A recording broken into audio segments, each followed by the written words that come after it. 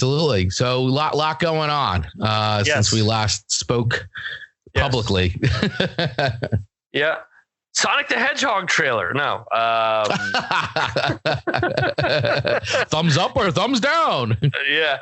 Well, I tried to stay up to watch the entire Super Bowl the other day. Of course, part of the process is, the commercials or the trailers. And I was showing my kids I did the Sonic, the Minions, and what the hell is the other thing? There's something else that's coming out.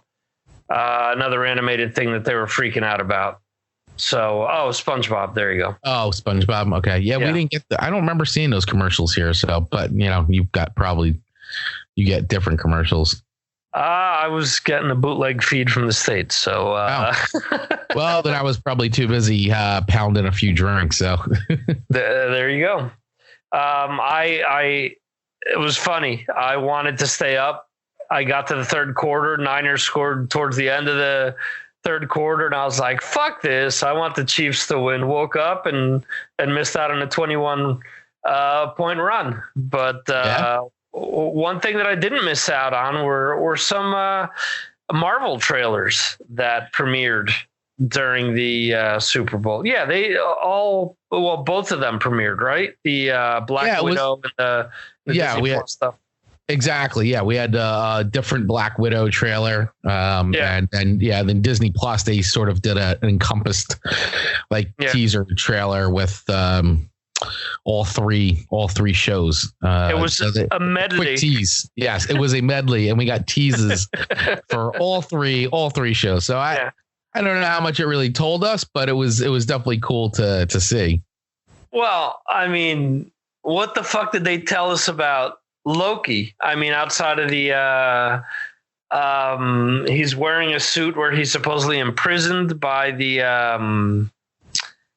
I've read it a bunch of times, TVA, Time Violation Authority or something like that, and I apologize for people that are shouting at me now, but yeah, he's supposedly jailed, and the rumor already has it that Owen Wilson is signed on.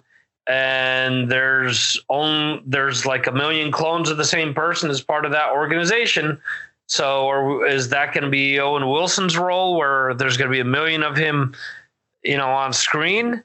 So, I mean, I don't know. It's funny because I keep thinking there has to be some sort of humor to this, but at the same time, we saw with Legion, we saw someone like Aubrey Plaza, who's known for Parks and Recreation, known for a lot of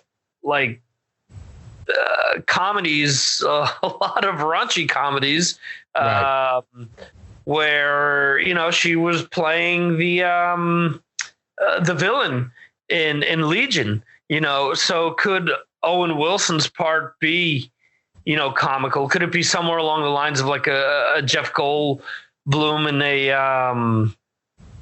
in Thor Ragnarok, or could it be more like that Aubrey Plaza piece where he's looking to play something a little bit more serious? Because I think out of the three, Loki's what we got the least out of. And that one's not coming out till next year, so I'm sure they're still working on that. And by the way, just I'll just correct you now, it's a Time Variance Authority, by the way.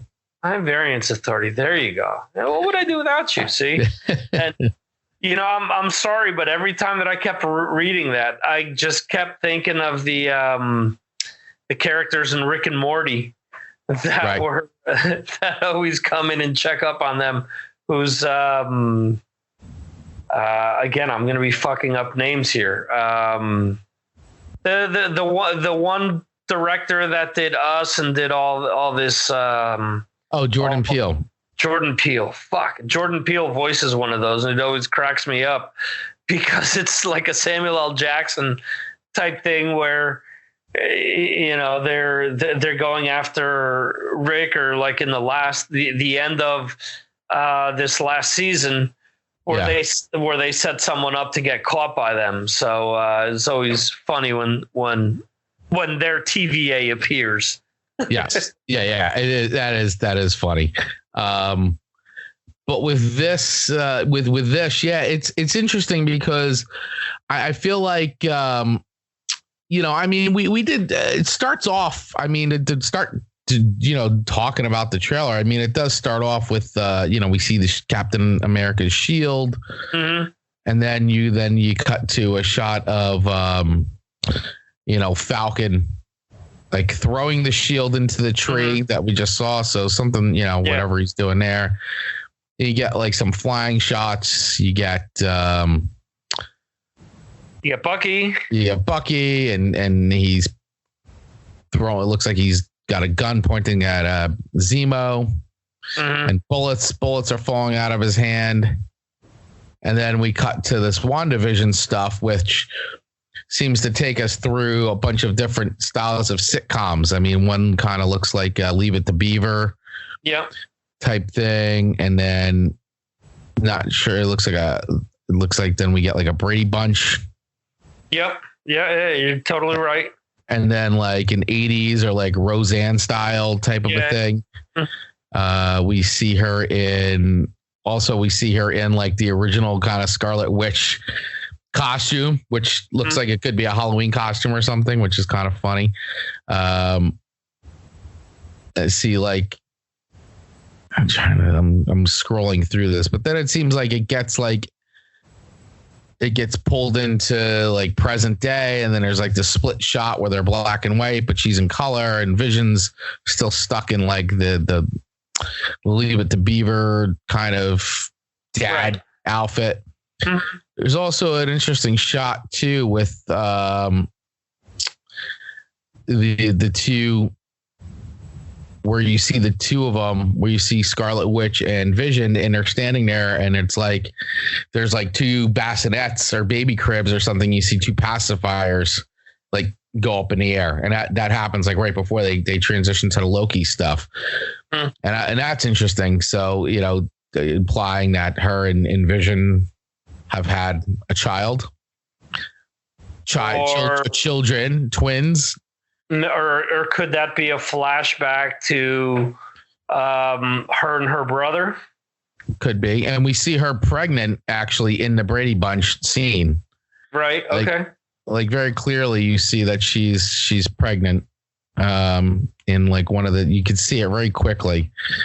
It looks like she's pregnant in that scene. And then we get this, and then we go into that shot, and then we get like a kind of a back and forth with some of the Falcon and Winter Soldier stuff, and then we get the Loki, the title treatment thing, and we just get that one shot of Loki in the TVA jumpsuit, and then we get a couple more shots of Wanda and Vision, and then sort of like that the Predator shot with Bucky and with Bucky and Falcon totally like locking arms right there. But I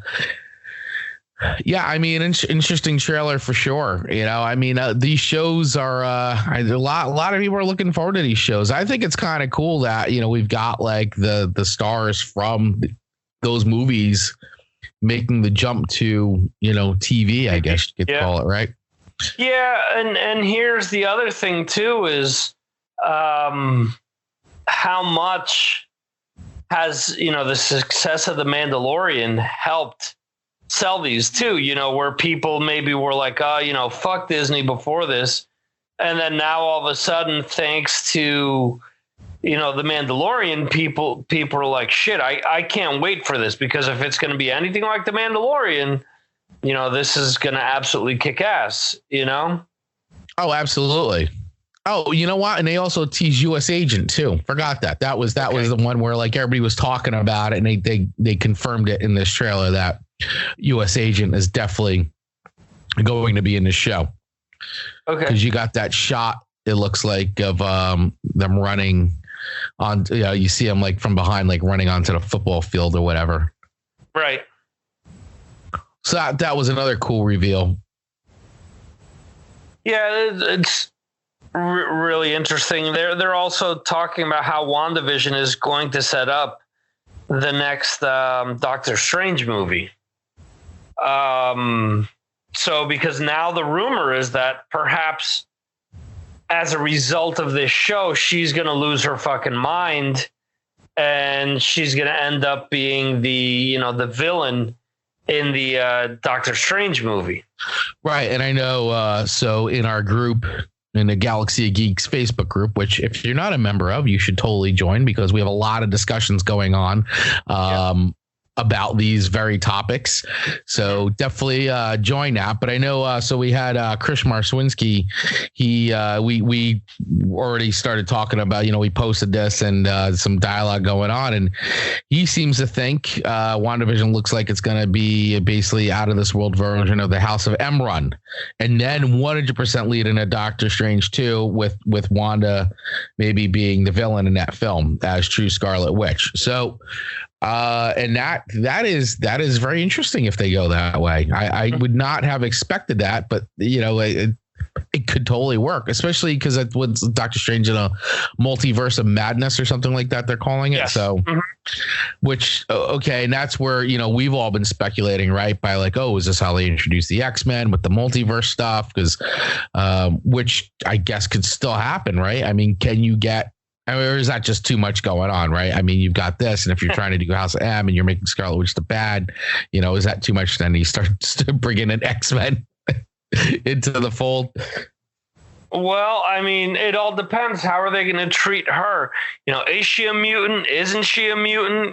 Because for the longest time, she was a mutant and she was Magneto's daughter, Right. Then all of a sudden, a few years back, no, that switched where Magneto lied to them or did some shit or stole them or I forget what it was exactly that he did, and that him and Quicksilver, or that she and Quicksilver really aren't his kids. So, I mean, it all depends what canon they use, because all right, so if you go by the canon that she's Magneto's offspring, then that's an easy way to bring the X-Men in, because you can have him appear out of nowhere and be like, I'm your father, blah blah blah, and just work all that shit in and explain that she's a mutant and all this and that, and they can use that to kind of lead to bringing the X-Men in, Right. There's the obvious question of, and we've talked about this a million times, of, well, how come no one knows about the X-Men, But I mean, I'm sure they could be creative with that. The other interesting thing that I posted yesterday was now the rumor of Sam Raimi possibly coming in and directing. Yeah. Which I love. Me too. There's one person that said, "Oh, please no," or something like that. And I was like, wow, that's weird, because I think he'd be perfect, I think a lot of people have, who don't know the full backstory. Maybe they do. I don't know. But I guess, Spider-Man 3 has left still a sour taste in people's mouths. But, right. Once again, I can't blame him for that, considering that movie was not in his control ever. So forced upon him. Right, exactly. So I love Sam Raimi, always have. I mean, you and I are huge fans of him, and like a majority of his films, and I think that he's a slam dunk for that movie. He is a comic books guy. He's grown up on the source material. He loves this kind of stuff. I think he'd be great, and I like bringing in other directors like this. I think it paid off with a Taika Waititi, and obviously a Jon Favreau being involved, and you start bringing in these other directors who are just already talented, but get it, and then bring their style into it. That's it. Yeah. And Doctor Strange is so weird anyway. Like, Sam Raimi's perfect for that. Like, he's a weird character. Like, it's cosmic and like mystic, and Sam Raimi's like great on that kind of stuff. I agree with you 100%. You know, so I hope that's a true rumor. And then let's see where he can shoehorn Bruce Campbell into it. Well, that's the other thing you get. That's the other bonus. You get Bruce Campbell in the MCU. Yeah. With